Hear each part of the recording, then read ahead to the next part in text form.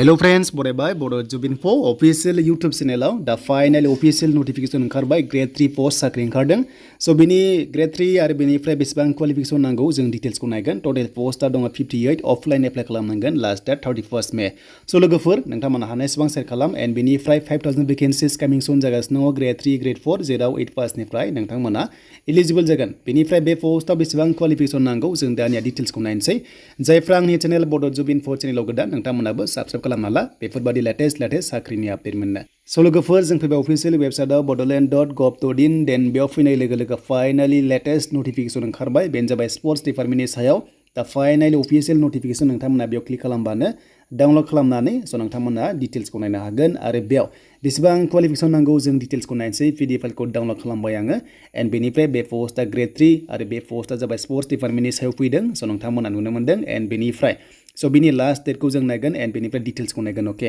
दा फर्स्टआव जों नायगोन बिनि लास्ट डेट ओके सो बिनि लास्ट डेट बे जाबाय 31st मे अफलाइन एप्लाइ खालामनांगोन नोंथांमोना दाखालिसो ग्रेड 3 एप्लाइ खालामनाय बायदि स्टेन्डार्ड फर्म फिल आप खालामनानै गासैबो डकुमेन्ट्सखौ नोंथांमोना जेरेक्स कपि खालामनानै सेल्फ एटेस्टेड होनांगोन एन्ड बेनिफ्राय तो नोंथांमोना पोस्टेल स्टाम्प नांगोन हमना ला एनभेलपआव नोंथांमोना थाइबानि जुदि नर्मेल पोस्ट खालामबा नाथाय स्पीड पोस्ट खालाम अब्लासो सहैयो एन्ड बेनिफ्राय सो एनभेलपआव सेल्फ एनभेलप थायो एड्रेसआवहाय 10 रुपिसनि एनभेलप नोंथांमोना होनांगोन ओके एन्ड बेनिफ्राय बिनि लास्ट डेटआ नै सो नोंथांमोना नुनो मोनदों मोनखाबाय 31st एन्ड एड्रेसआ बेनो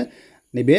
दा CHD दङ स्पोर्ट्स एन्ड युथ वेलफेयार दङ BTC क'क्राझार थिथागुरि बेयाव नोंथांमोना हरनांगोन ओके सो बेनिफ्राय माबायदि सिस्टेमाव खालामनांगोन जों बेखौबो नायगोन सो दानिया डकुमेन्ट्स को नायोबा 6 फट'कपिस हरनांगोन नोंथांमोना साइन क्रस खालामनांगोन एन्ड बेनिफ्राय HSLC निफ्राय डिग्री पाससिम हरजोबनांगोन एन्ड बेनिफ्राय एमप्लयमेन्ट एक्सचेन्ज को नांगोन दा 6 फट'कपिसआ नांथारगोन नोंथांमोना बेनिफ्राय आईडी प्रुफ जायखिजाया मोनसे हरदो PAN card Aadhaar card driving licence and बेनिफ्राय PRC गैयाबा BTC नोंथांमोना BTC सार्टिफिकेट हरबानो जाबाय नङाबा डोमेसाइल हरबानो जागोन जेबो नङा जास्ट बेनि सोलिगोन ओके बेनिफ्राय बे पोस्टआ जाहैबाय जोंना फार्स्टआव दङ सब डिभिजनेल स्पोर्ट्स अफिसार दङ 3 दङ एन्ड फिजिकल इन्स्ट्राक्टर दङ 40 भेकेन्सिस दङ एन्ड बेनिफ्राय कोचआव दङ 15 भेकेन्सि दा नोंथांमोननि सेलेरि जागोन दा जोबोर मोजां सेलेरि होनजायो दा लोगोसे फिजिकल इन्स्ट्राक्टर बेनिफ्राय कोचआव 14000 निफ्राय जागायनानै 60500 प्लस ग्रेड पे 8700 मोनगोन एन्ड बेनिफ्राय सो नोंथांमोना सब डिभिजनेल स्पोर्ट्स अफिसारावहाय 22000 निफ्राय जागायनानै 97 सिम मोनगोन आरो 9400 ग्रेड पे दङ ओके बे नोंथांमोननि डिटेल्स एन्ड बेनिफ्राय दानिया क्वालिफिकेशन ओके दा क्वालिफिकेशन होनोबा नोंथांमोना HDS आव नायोबा बे जाबाय डिग्री पास खालामनांगोन एनि स्ट्रीम डिग्री पास प्लस मोनसे डिप्ल'मा थानांगोन बेनो जाबाय नोंथांमोनाहाय फिजिकल एडुकेशन थानाय जानांगोन 3 or 4 years नोंथांमोनाहाय बे जाबाय नोंथांमोननि डिप्ल'मा बेनो जाबाय BPES बा BPED नोंथांमोना थानाय जानांगोन अब्लासो बे पोस्टआव हागोन बेयाव नर्मेल पोस्टआव डिग्री पासआ हानाय नङा ओके एन्ड बेनिफ्राय सेकेन्ड पोस्टआव फैबाय PI आवहाय फिजिकल इन्स्ट्राक्टर डेट मिन्स एन्ड बेनिफ्राय बेयावबो डिग्री पास खालामनांगन एन्ड बेनिफ्राय 3 एबा 4 years नोंथांमोना बेयावबो सेम डिप्ल'मा थानाय जानांगोन अब्लासो हागोन बेयावबो जेनेरेला हानाय नङा मानोना बे जाबाय डिप्ल'मा हल्डारनि थाखाय फैदों एन्ड बेनिफ्राय नेक्स्टआव फैबाय कोचआवबो डिग्री पास खालामनांगोन बेनिफ्राय सो नोंथांमोनाबो बेयाव डिप्ल'मा थानांगोन ओके सो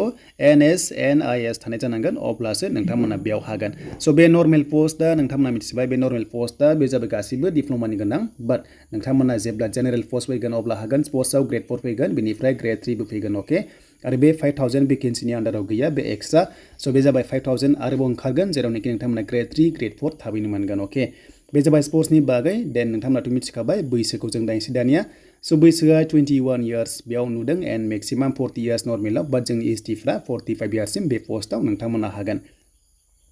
देन बेनिफ्राय नोंथांमोना फार्स्टआवनो माखासे दङ इन्टारभिउआ फिजिकल एबिलिटि टेस्ट दङ बेनिफ्राय अरेल दङ ओके बेनिफ्राय सो नोंथांमोना DSO आरो एन्ड बेनिफ्राय फिजिकल इन्स्ट्राक्टरावहाय नोंथांमोनाहाय बेबादि माखासे लानायखौ नुनो मोनदों एन्ड बेनिफ्राय डिसिप्लिन अफ कोचेसआ दङ नोंथांमोना आर्चारि दङ बा एथलेटिक्स दङ बक्सिं दङ बेनि सायाव जुदि होनायाव दङब्ला फुटबलबो दङ काबाड्डि दङ भलिबल दङ बेयाव होनाय दङबा उसु दङ टाइकान्ड' दङ वेट लिफ्टिं दङ हेन्डबल दङ बा केरेट दङ सो बिनि सायाव दङबा नोंथांमोनाहाय एलिजिबल जागोन आरो एन्ड बेनिफ्राय सो स्टेन्डार्ड फर्मआव नोंथांमोना फिल आप खालामनानै बेखौ हरनांगोन एन्ड बेनिफ्राय पेमेन्टआ सो नोंथांमोनाहाय सो पेमेन्ट होनोबा जेनेरेला 300 बेनिफ्राय एसटिआ 150 एन्ड बेनिफ्राय नोंथांमोना नैबे एकाउन्टआवहाय दाननांगोन बेयाव होनाय दङ नै BTC सो नोंथांमोना पेबेल खालामनांगोन बा नोंथांमोनाहाय IPO दानबाबो जायो त नोंथांमोना दाखालिनि बादि IPO दानबानो जागोन जेबो नङा जास्ट IPO दानोबा नोंथांमोना ट्रेजाराव थांलायनाङा आरो एन्ड बेनिफ्राय रिजार्भेसन दंखायो 6 शिड्युलाव STफ्रा रिजार्भेसन दङ ओके बेनि नर्मसजों थांगोन एन्ड बेनिफ्राय 31st लास्ट डेट बे मेनि